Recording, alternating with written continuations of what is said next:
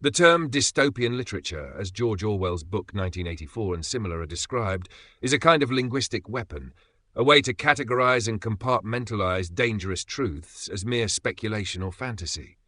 By calling 1984 fiction, the masses are subtly encouraged to dismiss its warnings as hypothetical rather than applicable to their daily lives.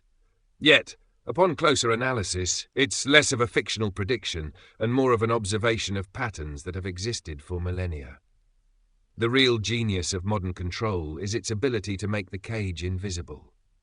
The telescreen talked about in the book isn't just a wall-mounted device. It's in our pockets, our hands, our minds.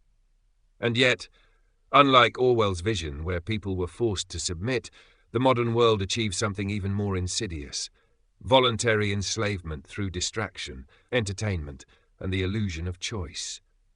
The information overload isn't about informing, but about drowning real knowledge in a sea of triviality. Modern society is designed to keep each individual so hyper-focused on their immediate survival and gratification that they don't see the bigger picture.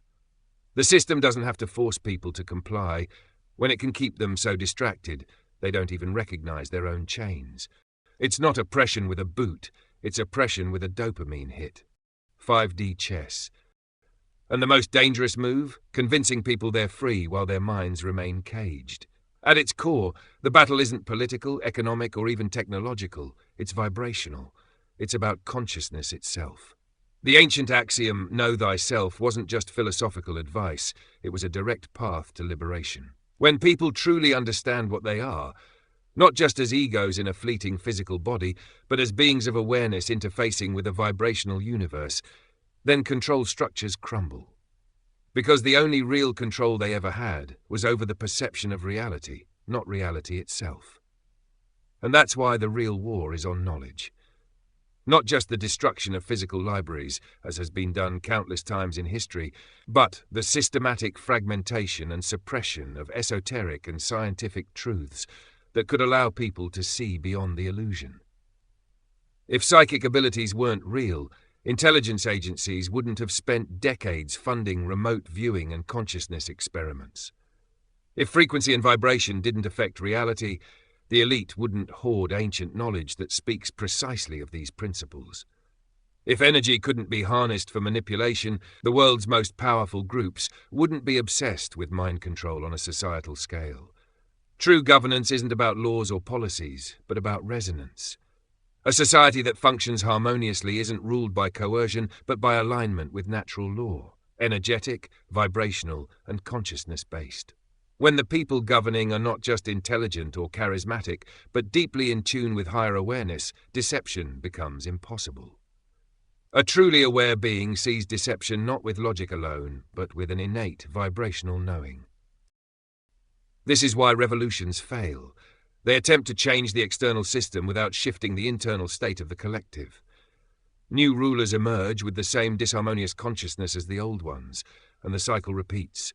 It's putting a bandage over a wound that requires deep, energetic realignment. That's why the real solution isn't in protests or politics alone.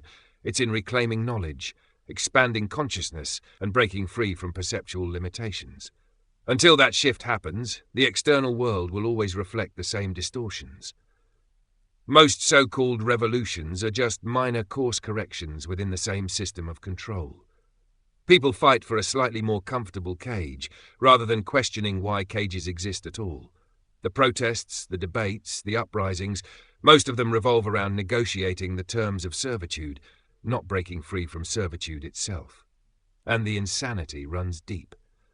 The very fact that life itself has been monetized, that people have to pay to exist on a planet that was abundant long before anyone laid a claim to it, is one of the greatest absurdities of our time.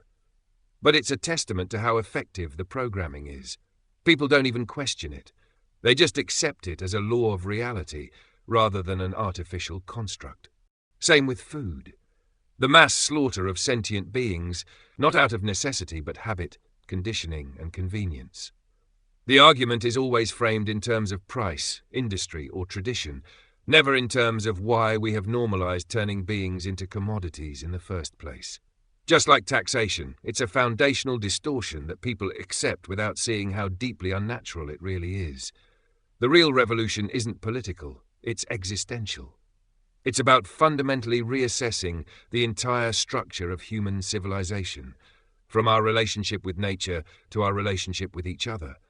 Anything short of that is just another version of the same old system with a different coat of paint.